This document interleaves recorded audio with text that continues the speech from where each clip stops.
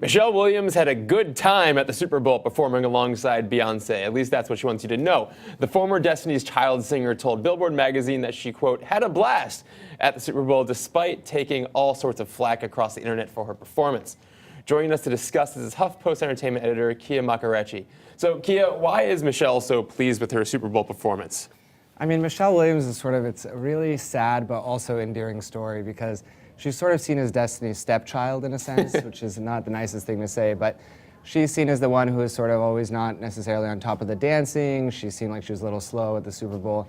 But I think, frankly, she's happy because this is the biggest stage that she's seen in a really long time. Yeah, right. It's been a couple of years since really anyone's ever noticed her. Right, and I think that Kelly Rowland had a little bit of solo success. Beyonce, obviously, is sort of the new queen of pop.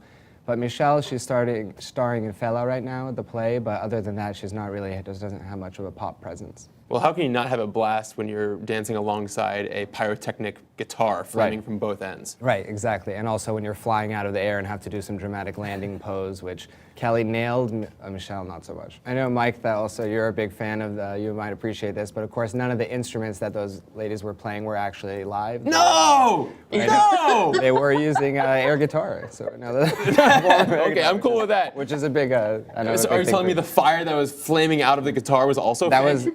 That was definitely real and probably the extent of the theatrics that were actually happening. Oh, awful. Well, then that dovetails quite nicely with Beyonce's lip syncing at the White House. So she might have been singing for real this time, but the instruments, sadly. Lips, guitaring, I guess. Yeah, right. There's no way to set up that many instruments in the amount of time that it takes. The fact that they can even get these gigantic stages set, I think in like 8 minutes or something, is really impressive. Last year, actually, except for LMFAO, who joined Madonna and Nicki Minaj and MIA, there was also all female performers.